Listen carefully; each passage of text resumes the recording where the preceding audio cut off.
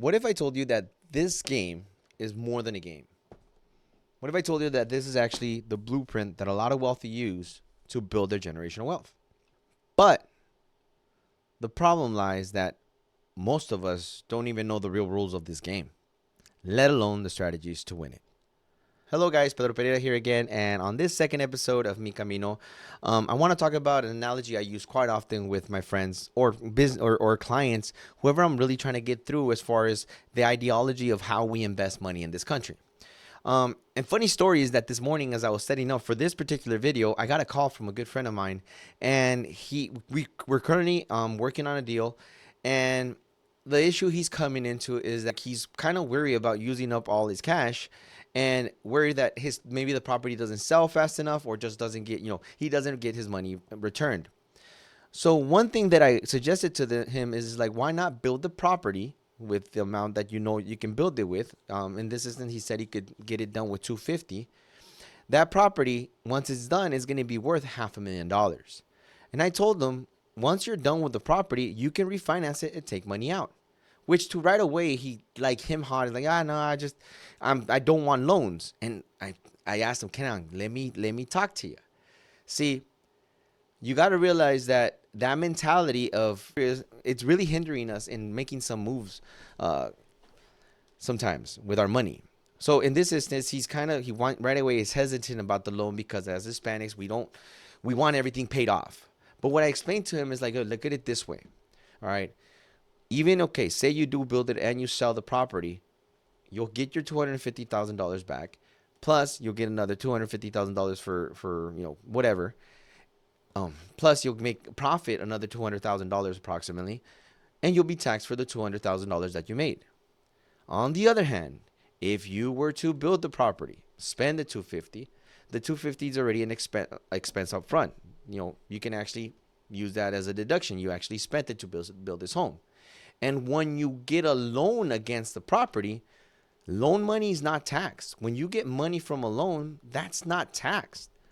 The government doesn't question that. And what I told him is like, now imagine it only takes you another 250 to build the next home.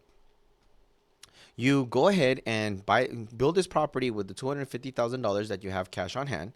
That will show as a expenditure on your taxes at the end of the year.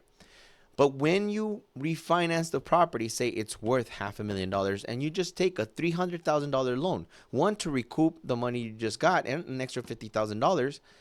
And now you can take the 250, build another property, and you kept 50 in your pocket.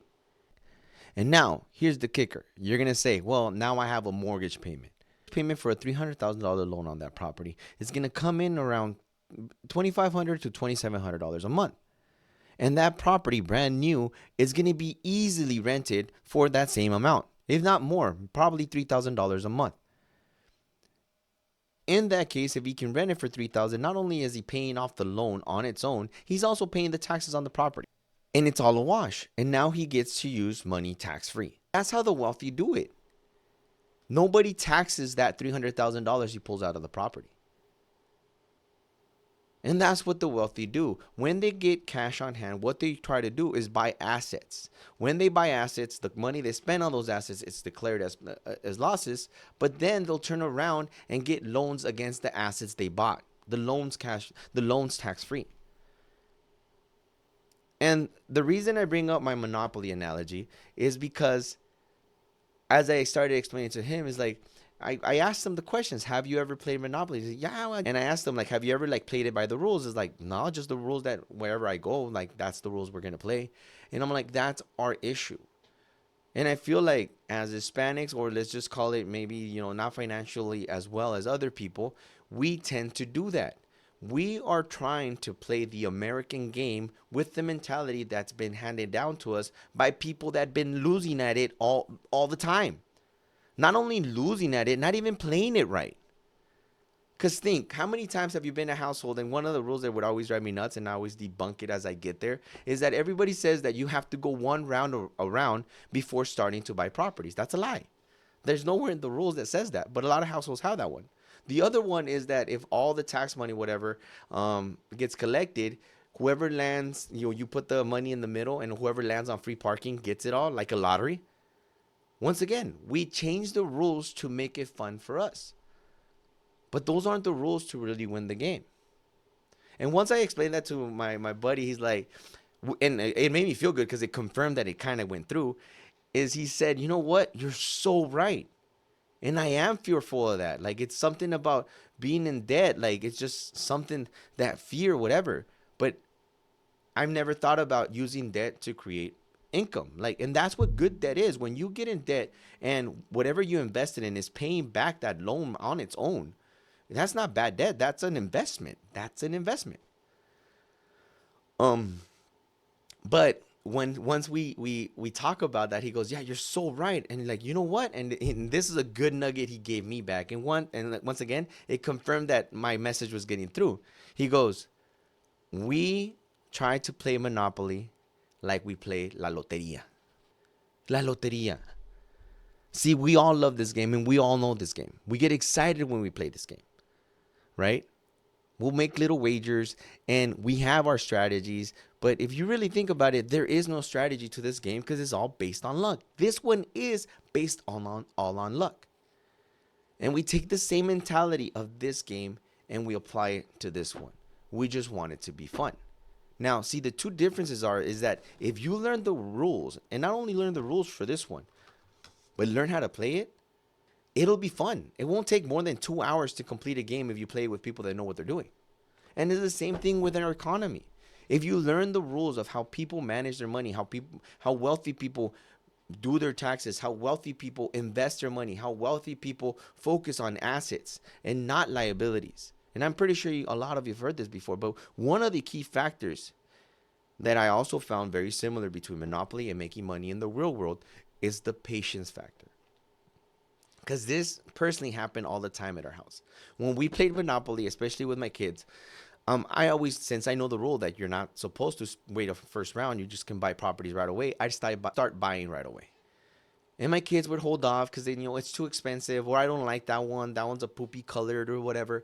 And they would pass over buying it, and we wouldn't even play the auction right. I would play the auction. There's another option. And when nobody wants to buy the property, you're supposed to auction it off. That's another thing that I don't see anybody do. But when I would play the game, every time we would play the game, I'm playing it with the rules and with strategy. And typically at the beginning of the game, my cash is dwindling, and my kids would start making fun of me. Like, and it's funny because it would happen almost every time that I just don't notice they getting it. But like, they'd be like, "Huh, Daddy's about to go broke. Daddy's about to go broke. He's about to lose." Even to the point where I would mortgage some of the properties to have some extra cash flow, which is another thing that I rarely see people do. But the skills required to win in this game, the negotiation skills that you have to have with the people to be able to make this, game fun and actually create the monopolies that are needed by playing with the rules, is kind of the same way financially that we need to play the game here in the United States. We need to really read the rules and then make a game plan to use those rules to our advantage. And we got to stop playing this, believing that our money here is all based on luck.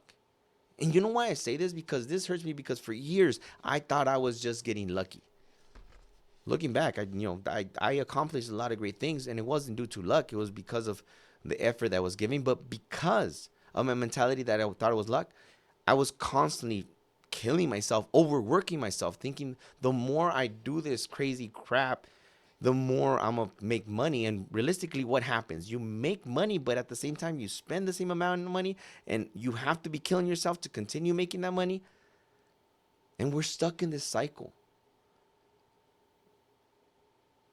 And that's the thing with the Monopoly message, the fact that this game literally shows you how the wealthy are making their money. They focus on buying assets, properties, things that will make them money.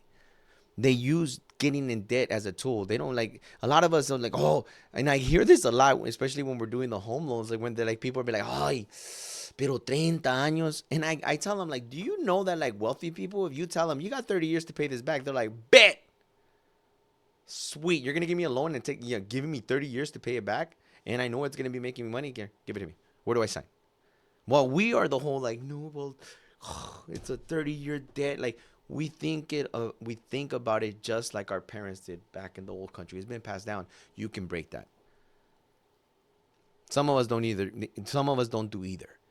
But for the majority that do save their money and fearful of investing and fearful of not having it for a rainy day, realize it that you it's better to invest it in something that's going to grow over time. Because here's the other thing. Here's the other key thing, that when inflation goes up, right? Right now, when all the when COVID happened, and everything, inflation skyrocketed, right? Someone that had their money in the bank, their money is actually worth less. The same $100,000 now what, you know, buys what $60,000 could buy. If you bought a home or invested that same $100,000 that is in your bank account in a home, that $100,000 now is almost doubled. And that's the other reason you need to focus on investing in assets. And the one thing I tell people once you get down the line is like, look, the money you make, you save it and invest in assets. And when those assets start making you money, that's the money you spend. The money you make goes into savings accounts to invest into assets. Invest in money you make on real estate, whatever, the deals, even your business. The money you're making, that extra capital that you're getting, instead of buying you the mamalona and the freaking sand buggy and all that stuff, save it to invest it in something that's going to grow. And if you're patient, once that grows, it'll start giving you money where like you don't even have to work. And that's realistically how it's supposed to work in this country. So stop playing this game that is based on chance, that nobody really controls the outcome. Money comes and goes, but you can't build on it. There's no strategy where you're going to say, like, if I play this for 100 hours, I know I'll be better the second 100 hours because I've learned how to play the strategy. That's the difference between this and this. Let's stop looking at our money, playing with our money like we're playing loteria, and let's start playing with using our money like we're playing what we're supposed to be playing, Monopoly. All right? So hopefully this video helps y'all. Hopefully this video helps clear up some things. As always, please like, share, and subscribe. And thank you guys for listening, and hope this helps, and see you on the next video.